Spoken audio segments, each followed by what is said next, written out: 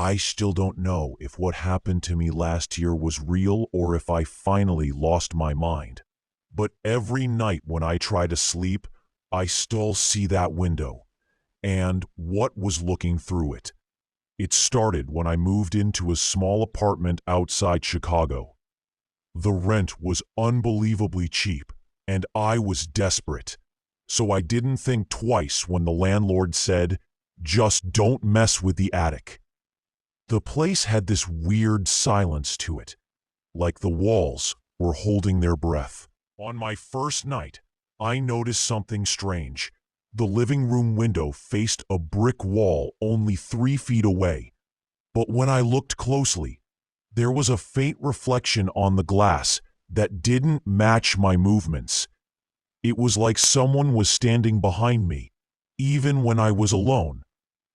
I told myself it was just city lighting or my imagination playing tricks on me.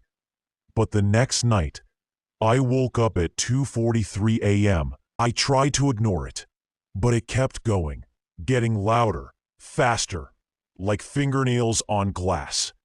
When I finally got the courage to look, there was nothing there.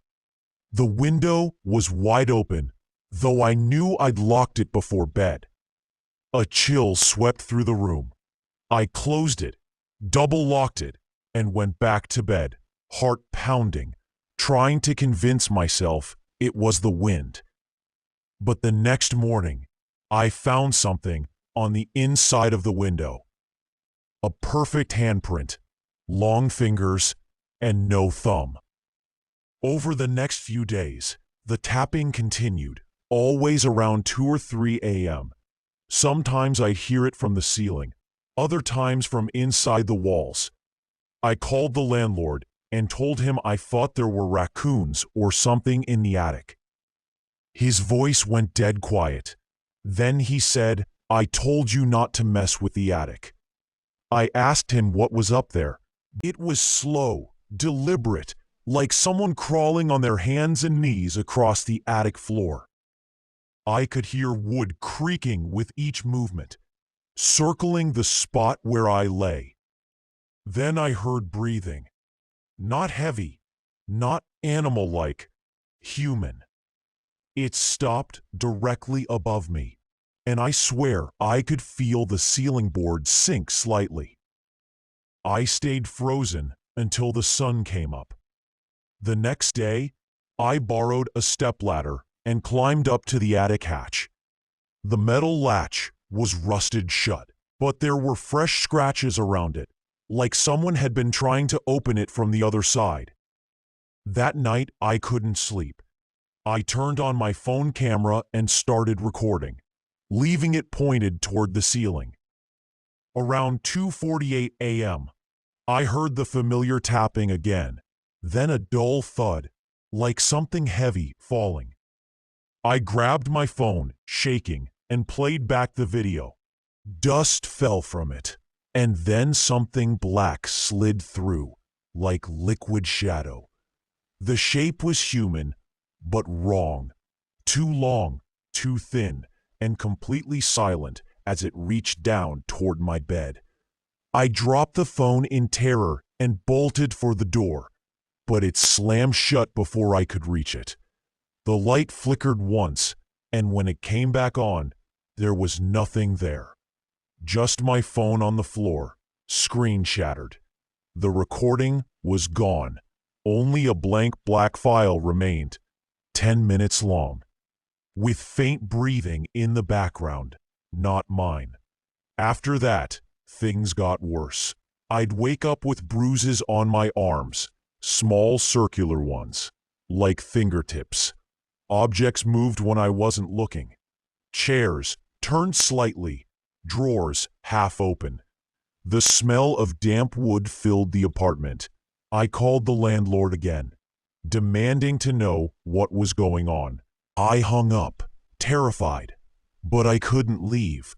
Every time I packed my things, something would happen. The lights would flicker, or I'd hear a voice whisper my name from the corner of the room. One night, I found writing on the wall beside my bed, carved in shaky letters. Don't look at it through the glass. I didn't even own anything that could carve into plaster. The next evening, I noticed something even more disturbing. The reflection in my window didn't match the room anymore. When I moved, it moved differently, delayed by a few seconds, and behind the reflection of my bed, I could see a figure standing, tall, featureless, watching. I tried covering the window, but every morning the curtain would be gone, folded neatly on the floor. The beam hid dozens of old, framed photographs covering the attic walls, all of different people sleeping in their beds. My bed was in one of them, and I was in it. We called the police, but by the time they arrived, the photos were gone. No sign of anyone ever living there but me. I moved out immediately, but I took one last look through that window before leaving.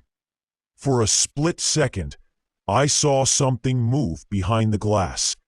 My reflection smiling, even though I wasn't. The new tenant who moved in after me didn't last long either. 3 weeks later, the landlord told me she'd vanished. The only thing left in the apartment was her phone, lying on the floor beside the window, recording. I watched it once before deleting it. The last few seconds showed her standing in front of the glass, whispering. I haven't looked into a mirror or window after dark ever since. But sometimes, when I pass by one, I swear I can see my reflection blink a little too late, like it's waiting for the right moment to switch places.